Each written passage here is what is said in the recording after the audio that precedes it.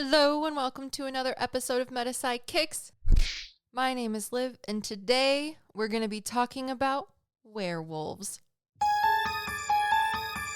There we go. That's the right one. Anyways, if you guys are new to the podcast, my name is Liv. As I've already said, I am a psychic medium, and this is the show where we talk about all things metaphysical, paranormal, spiritual, and in between.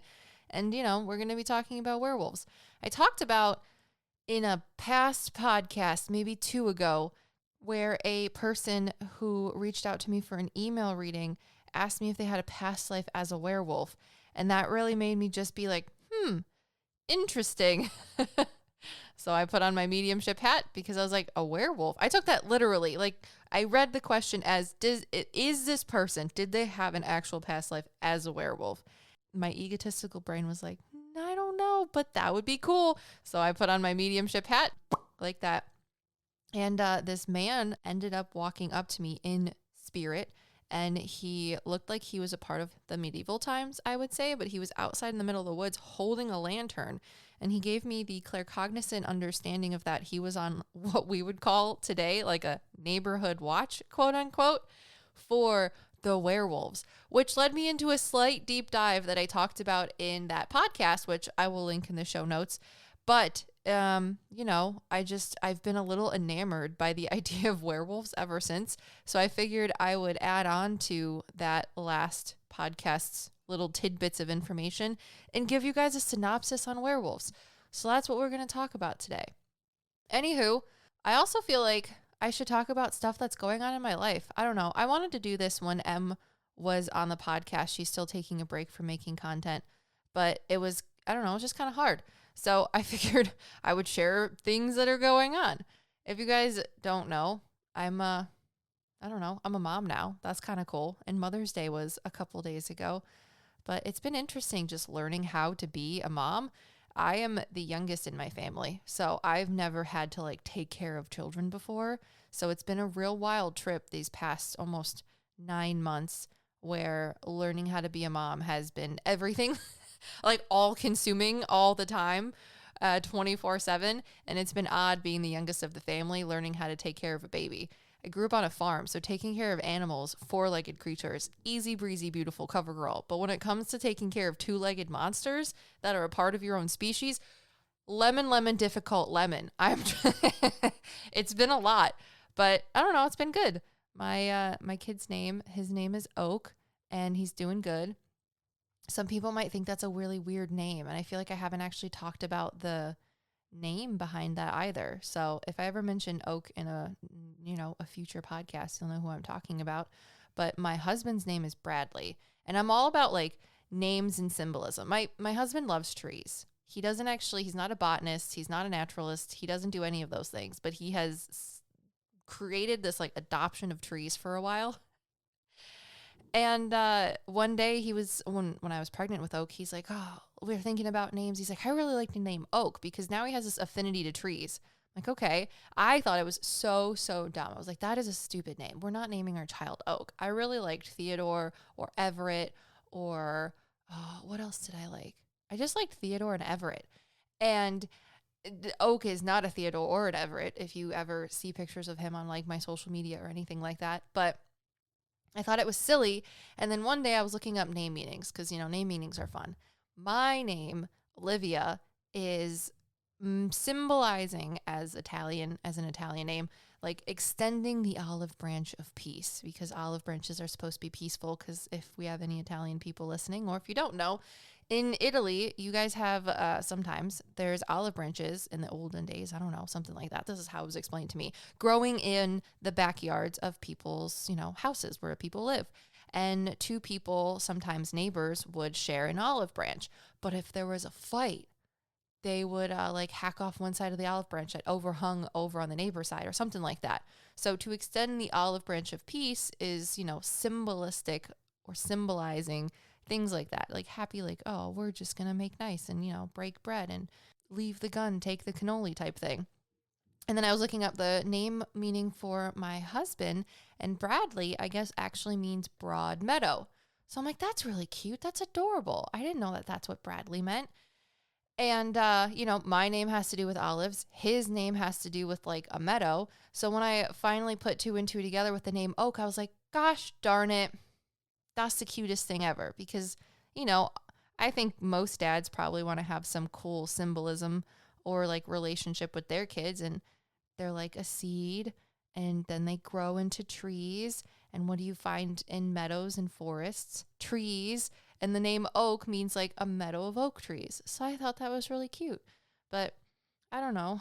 Oak's getting to that age where he's starting to eat food now, like baby food, and then tiny, tiny, tiny, tiny pieces of like actual food so that he doesn't choke just for tasting. And that's been an interesting ride. But yeah, I don't know. Maybe I'll talk more about Oak in the future. If you guys like more personal updates, let me know in the comments below. But I feel a little awkward like talking about my personal life. I know that seems a little odd, I guess. Maybe. I don't know. If you don't like it, let me know too. And I won't talk about myself. I'll only talk about werewolves. But without further ado, let's get into the backstory of werewolves. Maybe this will just be the first of a couple part series of werewolves.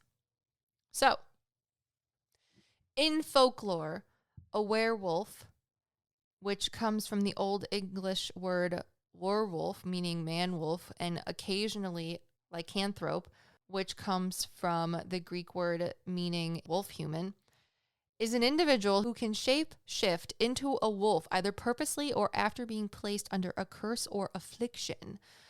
Early sources for belief of this ability or affliction are called lycanthropy, and Petronius, who lived from 27 to 66, and Gervas of Tilbury mention lycanthropy. So, it's unclear where and when the legend of werewolves originated, but I think it could be said that people really have run with the idea over the centuries. Very much like unicorns, people have really just like grabbed a hold of all the things that have been talked about in association to werewolves and have just run with it in so many different like theosophical and non-theosophical ways. It's just hilarious. So, interesting associations with full moons, sexy book fantasies, horror films, and fantasy costumes have all come about, but where does it all begin? Let's talk about some of the early legends of werewolves. So it's argued that one of the very first places a werewolf or like the idea of a werewolf is mentioned is in I think it's a 12 or 13 stone text, which is titled the Epic of Gilgamesh. It is the oldest known Western prose, or like people talked about it and then ended up writing it down once we had written language on these big old texts. They like Fred Flintstone like carved it into them. From Mesopotamia, about the historical king of the Sumerian city-state of Uruk. So Gilgamesh, who probably ruled during 2900 to 2350 BC, this is like his fangirl version that people told of his life. They were like, this dude's so cool.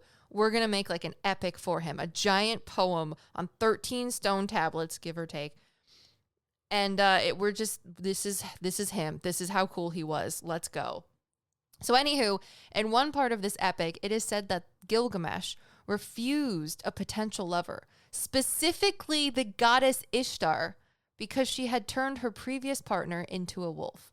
So I know many of you who are probably listening, patrons or not, meta PsycKicks, you sidekicks out there, you love gods, deities, goddesses, things like that. And I was looking at like mind you, all of the sources that I looked at today and yesterday and over the past couple weeks doing this research on and off will be listed in the show notes. So if you're interested in going down your own rabbit hole of information, like I was trying to like keep my ADHD brain in check the whole time and like in a flow of some sort of cognitive understanding with this topic, that will be listed in the show notes.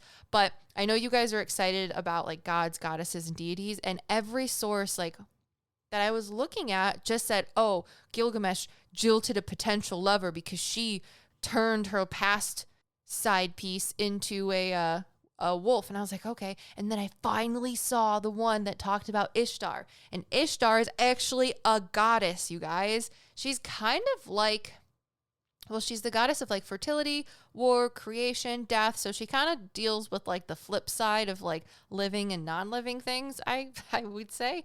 But this is the actual like part from the epic that I found, and it makes me happy that it wasn't just a woman that didn't like him. It's actually a goddess, which just makes me really happy. So anyways, it seems that if you are interested in reading the Epic of Gilgamesh, I would go for it. It sounds awesome. I was reading some sections of it, but anyways, it seems that Ishtar had the hots for Gilgamesh, but they had a complicated past. You know, with him and his dude bro Enkidu cutting down her cedar trees and like killing her magical bull and such. There was more interesting things that I looked up that translated this section, which mentions the jilted lover of Ishtar, in which Gilgamesh says, quote, "You loved the shepherd, the master herder, who was always bringing you bread baked in the coals, and who slaughtered you a young goat every day for you. Still you struck him, you turned him into a wolf. Now his own shepherds chase him, and his own dogs snap at his shins." Dude, does that sound familiar to you at all? Because it sounds a bit like the European lore we Americans know about the wolf hiding among the sheep. And perhaps it isn't because the wolf was hunting the sheep or trying to, like, I don't know, do other mischievous things. It was the fact that he was trying to get his herd back. Because again, we're talking about the very first historical documentation of the idea of a werewolf, which is like a dude that turns into a wolf, being mentioned. And everybody knows, you know, people say he's a wolf hiding among sheep. I think that's where this came from. And God, guys, I love history so much. It gets me going. I love it. The fact that it wasn't just some woman, it was a goddess, that this Gilgamesh dude was like, "I don't want to talk to you because you turned your last boyfriend into a wolf. And he was kind of cool. He was just a sheep farmer, you know, trying to just mind his own business and pray to you. And then you took advantage of him and you don't like him anymore. So I'm not going to mess with you. You're dangerous, lady." You know, like, I just think that's so funny. I love it. Makes me so happy. Anyways, let's move on to the Greek mythology, where the idea of a werewolf was also introduced. So, such in the case of Lycaon, who was actually turned into a wolf by Zeus. So Lycaon, we're talking about gods, goddesses, and people that existed, things like that. Lycaon was sort of like a demigod, I believe. I will mention more about him coming up specifically. So Lycaon was turned into a wolf by Zeus as punishment for slaughtering one of his own sons, or just a human boy, or I believe possibly a prisoner or like hostage, I guess, depending on the version that you read of this story. But Lycaon killed this person and served his remains, one of the stories says his entrails, to the gods for dinner in order to test if Zeus was indeed all-knowing, to recognize the deceit. For your sake, the listener, since I'm sure so many of you are interested in the names of the gods and deities intertwined in these stories, the most popular version of the myth is where Lycaon killed and cooked his son Nyctimus and served him to Zeus. And Zeus transformed Lycaon into a wolf and killed the rest of his sons, except for Nyctimus. He restored him back to life, and they lived not happily ever after. Maybe happily ever after. I'm sure Nyctimus was like, "Yeah, dude, I'm back. Heck yeah. I mean, my dad's dead, and so are all my brothers, but at least I'm back." I don't know. I mean, if your brothers and your dad conspired against you to like serve your entrails to Zeus, I probably would be like, I don't think I want to be friends anymore. It's like that better not type thing. Anyways, let's move on to the Nordic folklore. So, the saga of the Volsungs recounts the mythic deeds of the dragon slayer Sigurd the Volsung and tells of runic knowledge. It is a story of love, betrayal, vengeance, and a barbarian queen and the schemes of Attila the Hun. So I put the Pittsburgh educational EDU link in the show notes of this story, this saga, if you will. And it's in order of each book or chapter that people talk about in the saga. And this specific part, number 8, or the 8th part of this saga, talks about werewolves. And this is where another early mention of werewolves and how our now modern day interpretation of it came from.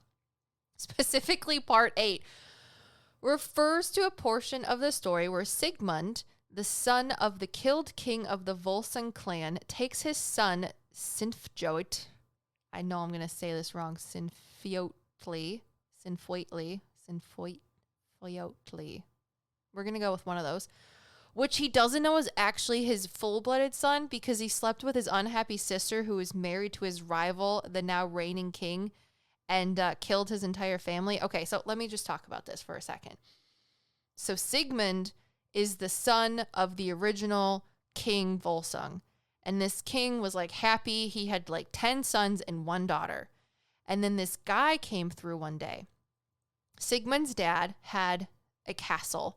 And the castle had an oak tree growing through the middle of it and up the top. And one day, Odin swooped in. He had like one eye. He's wearing a cloak. He's all mysterious. And he's got this sword. He punches the sword through the middle of the tree of the King Volsung's castle, palace, whatever you want to call it. And is like, whoever can get this out is going to be cool. And then just vanishes. He's like, boom, I'm Batman. And leaves. And then everyone in the palace wakes up and is like, man, this sword is heavy. I can't get it out of the tree. But the one person that could get it out of the tree was Sigmund. Unfortunately, though, Sigmund's dad had already, like, promised his sister's hand in marriage to this other guy who ends up being the king. I think his name's Siggeir. So he already promised his sister's hand to Siggeir. Well, Sigmund strides in once Odin puts that, like, thrusts the sword through the tree. And Sigmund's like, I can do this. And he just yoinks that thing right out of the tree. And he's like, I'm cool. Look at this. Well, Siggeir was like, dude, if you can pull that, like, you pulled that right out of the tree. So I will give you as much gold as that sword weighs if you give it to me. And Sigmund was like, dude, fair and square. I'm the one that yanked it out of the tree. You can't get it. I'm not going to trade it for some gold. I'm cool enough to get it, so I'm going to wield it. And Siggeir was mad. Hecka mad about this. To the point where once he married Sigmund's sister, he killed Sigmund's dad, all 9 of his siblings, and his mom, and was like, I'm going to kill Sigmund too. But his sister was able to, like, there was a wolf that was, like, running around the forest where Siggeir had he and his brothers, I guess, like, in the stalks of a giant tree, like, all together lined up in the trunk. And this wolf came out every night and killed, like, one of his siblings while he was being stuck in the stockade. And Siggeir was like, I married your sister and I'm going to take your cool sword. What do you think about that? And I guess his sister was like, hey, she made some, like, servant boy. She, like, coerced him into, like, slathering honey on Sigmund's face and, like, in his mouth, and was like, listen, you go tell him to put this honey on his face and in his mouth, and when the wolf comes back, he's going to lick his face, which happened. And then I guess he bit the tongue of the wolf, and the wolf, like, jolted back so hard that it broke him out of this giant stockade. So flash forward. Now, Sigmund's been living in a cave in the woods, just freeballing it, trying to keep away from his sister's evil, partner that's now king of everything. His whole family's dead except for him and his sister. And he ends up having his sister trade places with a sorceress who's able to make her look like his sister, or make her look like the sorceress and the sorceress like the sister, so that the sorceress lays in bed with her evil king husband for 3 days, and then she goes and hangs out with her brother, and she's like, we're gonna avenge our family and our father. And then I guess they have some sexy time. And then a couple years later, he has a son. His son is Sinfjotli. I'm sorry if I'm saying that wrong. If we have any, like, Nordic listeners, I apologize. You guys get real fancy with the J's and the I's and the L's. But anyways, so what happens with this werewolf mention in part 8 of this saga is that Sigmund ends up, like, having his full-blooded son, which he doesn't know is his son, that he had sexy time with his sister. I don't know. They just forgot about it.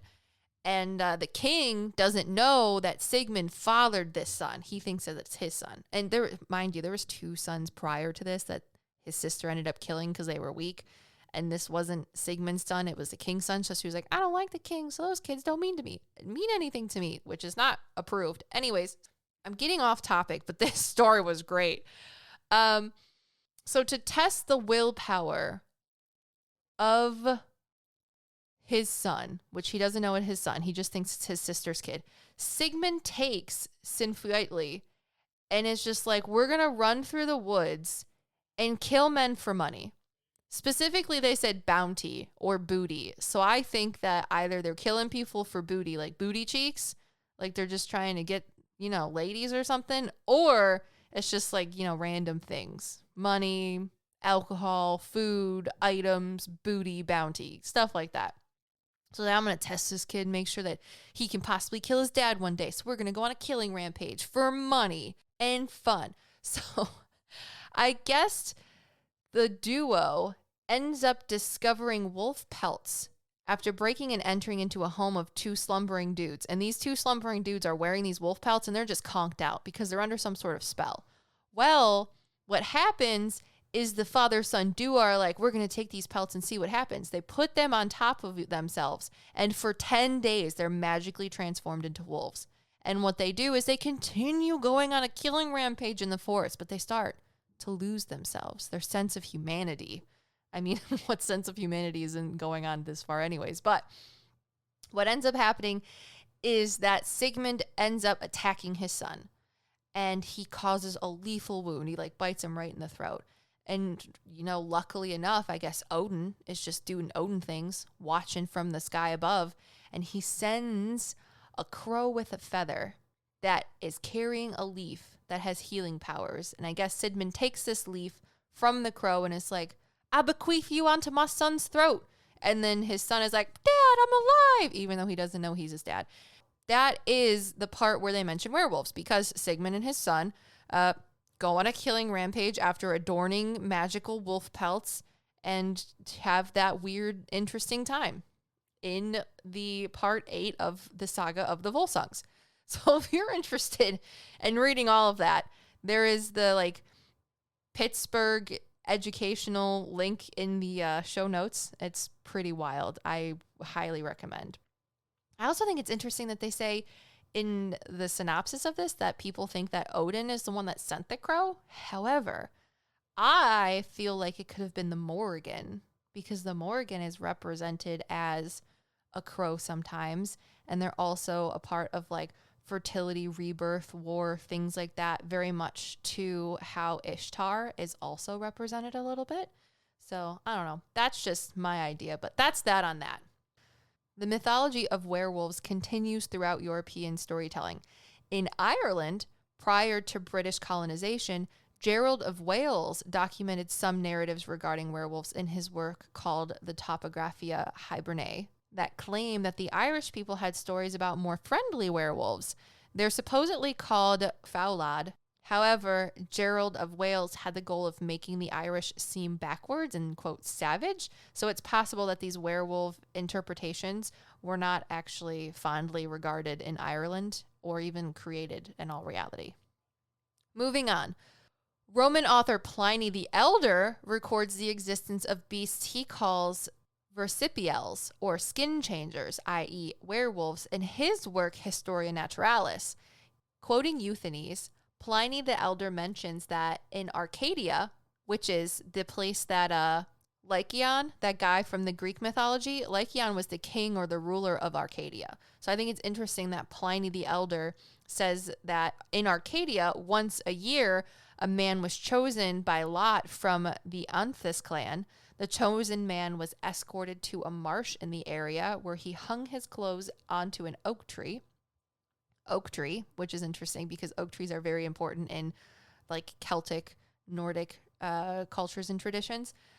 And then the man is said to swim across the marsh and transform into a wolf, joining a pack for 9 years. If during these 9 years he refrained from tasting human flesh, he returned to the same marsh, swam back, and recovered his previous human form with 9 years added to his appearance. Which I find is interesting because there was 10 days where Sigmund and his son turned into wolves and just went on a killing spree. If you start looking at more werewolf lore, there's something about 10 days, 9 days, 10 days, things like that. It's always in tens where people are like, I turned into a werewolf and I didn't know what I was doing type of thing. But anyways, additional early sources for belief in this ability or affliction called lycanthropy are also referenced, like I said at the beginning of this, in Petronius, who was a dude who lived during 27 to 66, and he was a Roman person, which we'll get into, and Gervas of Tilbury, who lived from 1150 to 1228. So, Petronius was known for being an extravagant big baller shot caller, and at one point he was the fashion advisor for Roman Emperor Nero, and he was called out for his use of literary allusions and breaking the classical rules of writing during his time to focus on character details and not just his story's plot. Because at this point in time during Roman literature, it was super, super important for writers to focus on the plot of the story, not necessarily like the characters or the intricate. Like during this time, no one would ask, why were the curtains purple?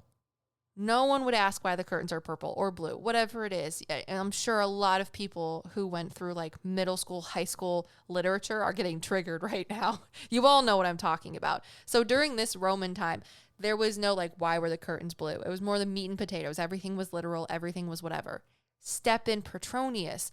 This guy was like, I'm actually going to have a lot of satire and things and a lot of like double-ended entendres kind of allusions, literary allusions to things. So when people say things nowadays, I don't know, like people talk about having a W. They're like, yeah, that was such a W. You're talking about a win. Things like that. No one really did that in Roman times for literature, at least the literature that people wanted to pay attention to. That was like all the fancy hoity-toity stuff.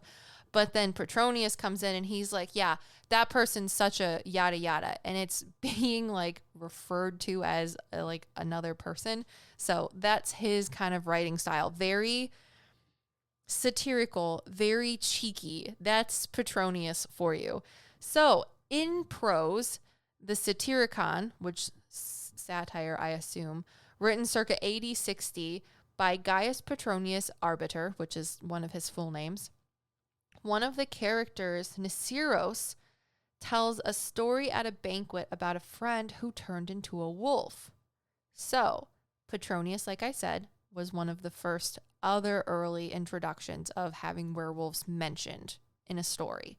And this was Petronius's take on it. Again, he was known for being very extravagant. He was the fashion advisor to the Roman Emperor Nero. So he writes in his story the incident as follows. When I looked for my buddy, I'd seen he'd stripped and piled all the clothes by the roadside. He pees in a circle around his clothes and then, just like that, turns into a wolf. After he turns into a wolf, he started howling and then ran off into the woods. Like, I'm sorry, but just given what I wrote about Petronius and the things that not what I wrote, what I read about him, this sounds like a wild ass party that he went to and is just absolutely being ridiculously, I don't know, entitled in his character personification. It just sounds like some drunk dude, bro, that he was hanging out with. And he was like, yeah, the party was so wild. This dude was like a werewolf. Like, or he was like a wolf. He just ran off into the woods. Like, you can't tell me that you've ever been to a party at like college or something, I don't know, frat party, and it got wild and someone did something weird like this. And he's like, yeah, I'm just going to personify this a little bit and use my literary, I don't know, embellishments to make this. But he also was a part of Rome and, you know, Rome and the Greeks and all of the things that we were just talking about with it being mentioned in mythology and stuff like that. I'm sure he read that and just, he used his imagination, I assume, but it's just so funny. Anyways, okay, moving on to Gervas, and I could be wrong. It's either Gervas, Gervasi. I want to say Gervas, but Gervas, on the other hand, was a canon lawyer, and he lived a lot later. So, you know, Petronius lived around 27 to 66, but Gervas of Tilbury was around 1150 to 1228. So, like, very different years, I would say. A lot of time between them. But anyways, Gervas, on the other hand, was a canon lawyer. And if you don't know what that means, let me tell you. So this is another person who mentioned werewolves in their storytelling, the things that they wrote about, their literature. So Gervas was a canon lawyer, which means that Canon law, according to Wikipedia's definition, is a set of ordinances and regulations made by the ecclesiastical authority, which is the church leadership, for the government of a Christian organization or church and its members. It is the internal ecclesiastical law or operational policy governing the Catholic Church. Both the Latin Church and the Eastern Catholic Churches and the Eastern Orthodox and Oriental Orthodox Churches and the individual national churches within the Anglican Communion.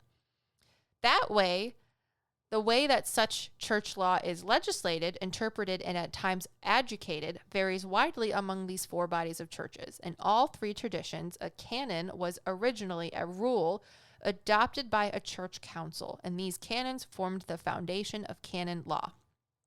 So, this Gervais guy may have been an extremely influential life, which led to ideas on the medieval and Renaissance period where werewolves were associated with the devil and acts made with the nefarious entity. Because we have listen, guys, we have the witch trials, right? That happened in, I think I did a podcast on the witch trials too. It was a while ago, but I think it was the European witch trials, not necessarily the American ones, because the North American witch trials are way different, or not way different, but they came after the European ones, and they're basically just a carrying out or extending of that. But we have the witch trials, but there was also like werewolf trials, guys, before the witch trials, and sort of like mingled in there, just like Salt Bae sprinkled in. And it just is wild to me. Which, if you guys are interested in that, I'm sure I could make an entirely different episode on that. And I didn't have enough time to research all of that and put it so precisely with my like ADHD mind for you guys in one day. But if that's something you're interested in, please let me know in the comments below. If you're listening on like the PsycKicks Extras YouTube channel, or I don't know if you can comment on Apple Podcasts, but let me know, because I can do the werewolf trials too. But anyways, it's wild to me. So I say this because like his life being influential in the medieval and because the medieval and Renaissance periods were like 14th century to 17th century. And Gervais lived between, I think it was 11 to 12. So before the medieval Renaissance period, but he was a canon lawyer. And during the medieval and Renaissance periods, people were like associated, if they were thrown out of the community, like the Catholic Christian community, they were like excommunicated, and they were said to be werewolves. Those excommunicated by the Roman Catholic Church were said to become werewolves. So I believe that this guy, this Gervais of whatever, Tilbury, was influential in his life for causing that idea, because he wrote a book called the Otia Imperiala, and it was specifically written for royal audiences. And according to Wikipedia, which I'll have the links below if you guys want to go read this stuff, reveals to the reader that belief in such transformations, where he also mentions women turning into cats and snakes, was widespread across Europe. He uses the phrase, I'm sorry, I'm not good at Latin, but it's, I think it's Quida dinosictur, when discussing these metamorphoses, which translates to, it is known. And Gervais says, who's writing in Germany, also tells the reader that the transformation of men into wolves cannot be easily dismissed. For, quote, in England, we have often seen men change into wolves, unquote, where he says, quote, vidimus enim frequentar in Anglia per lunatones hermones in lupus mutari, end quote. So further evidence of the widespread belief in werewolves and other human animal transformations can be seen in theological attacks made against such beliefs. So Conrad of Hirsau, writing in the 11th century, forbids the reading of stories in which a person's reason is obscure following such a transformation. So if some person in a story is like, hey, I'm going to turn into a snake, or I turned into a wolf, but really doesn't like talk about it in like the name of God or something like that, this Conrad guy is like, we're not about it. We're not reading any of those stories, because those stories are for the devil, type of thing. So Conrad specifically refers to the tales of Ovid in his tract. Pseudo-Augustine writing in the 12th century, follows Augustine of Hippo's argument that no physical transformation can be made by any but God, stating that, quote, the body corporally cannot be changed into the material limbs of any animal. So that is like the theological crusade on werewolves, I would say. And it all started it's like a trickle down effect. It's like unicorns. People get this idea and then everyone starts to run with it because one person conquers another person. One person's gods has to be another person's demons, and no one can ever just be happy.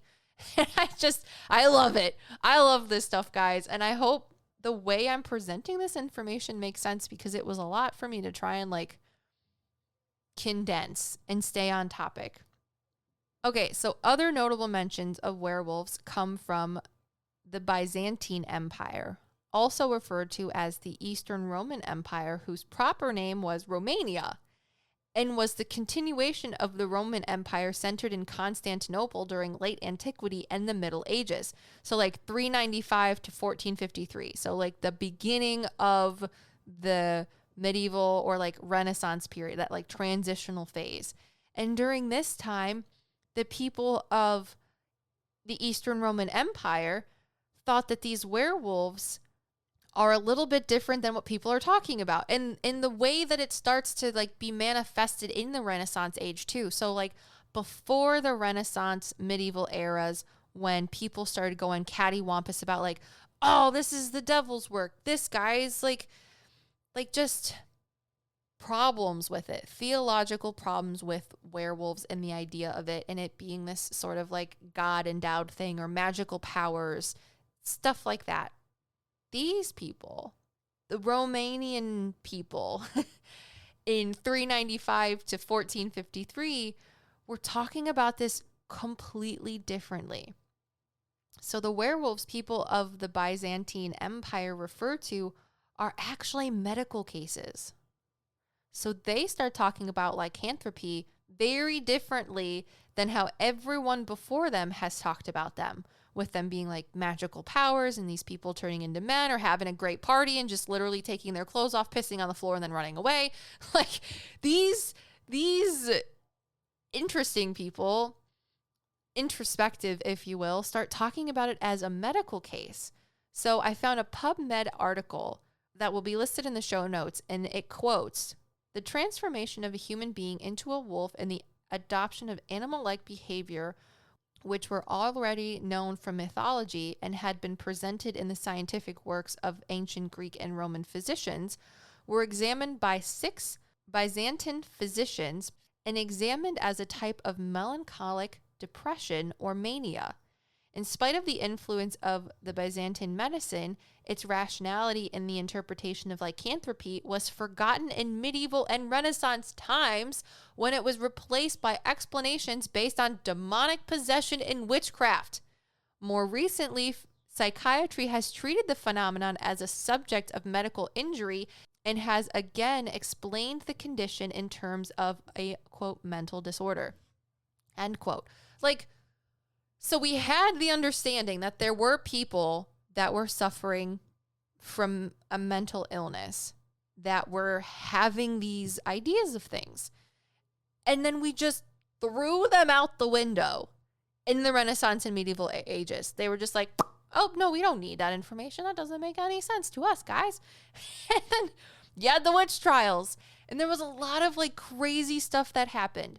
So given all of this information, what do you think about werewolves? What I'm wondering is where the association to full moons come from, because I haven't found that information yet. And perhaps I can cover that in a future episode. I know I could make a full episode on just the serial killers hidden under the guise of lycanthropy, such as Peter Stump, but let me know what you guys think in the comments below.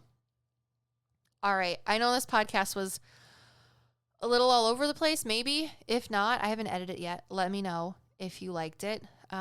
Things have been just tough between juggling the business and motherhood, and I've really been just trying to do my best to keep getting content out that is as quality as I can make it. Hopefully in the future, once I get more ground under my feet with everything that's going on in my life, then the content will be longer, will be better. I'll have more time to do research and like edit things. So I just appreciate all of you continuing to listen and support from the sidelines with PsycKicks. And yeah, thank you so much for listening. If you're interested in readings, oh yeah, I have availability for June. I think May's pretty booked out, but there still might be a couple days left. You'll have to go check. Don't quote me on that because this will come out tomorrow. But yeah, if you guys are interested in a reading, I'm still offering readings. I tell people this when I meet you, but I love doing readings. That's honestly why I do podcasts and make videos, because, you know, otherwise people I wouldn't have as many people to talk to about this cool stuff with. And I'm glad for all of you to be here to listen with me, but I love doing readings.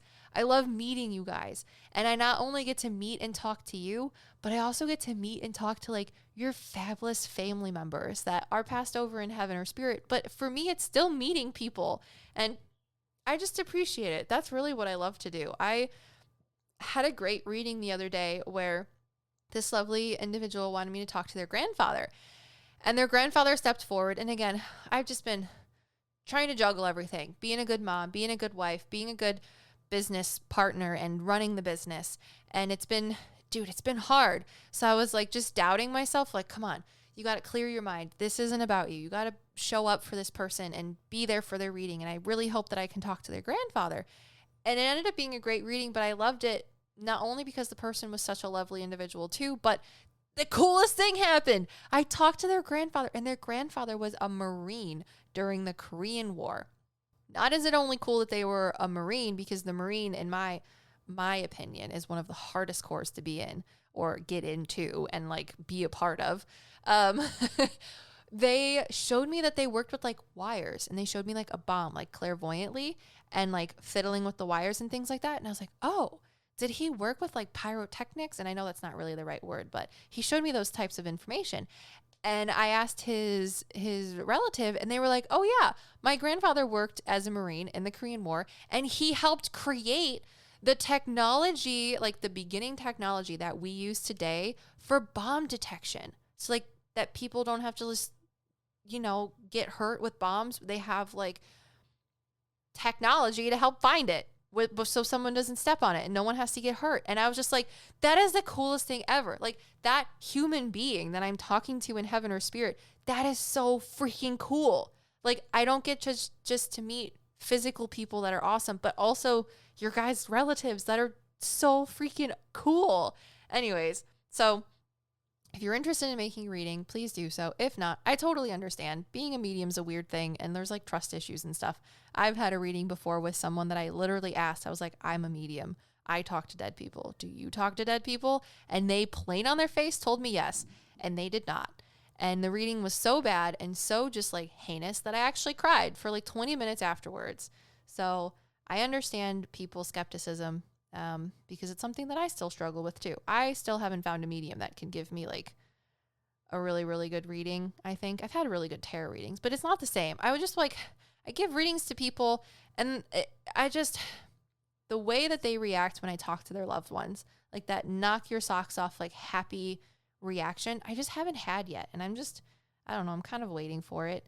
And yeah, anyways, I'm talking too much about myself. I got to end the podcast. Thank you all so much for listening. If you're still here, I appreciate your support. And yeah, peace.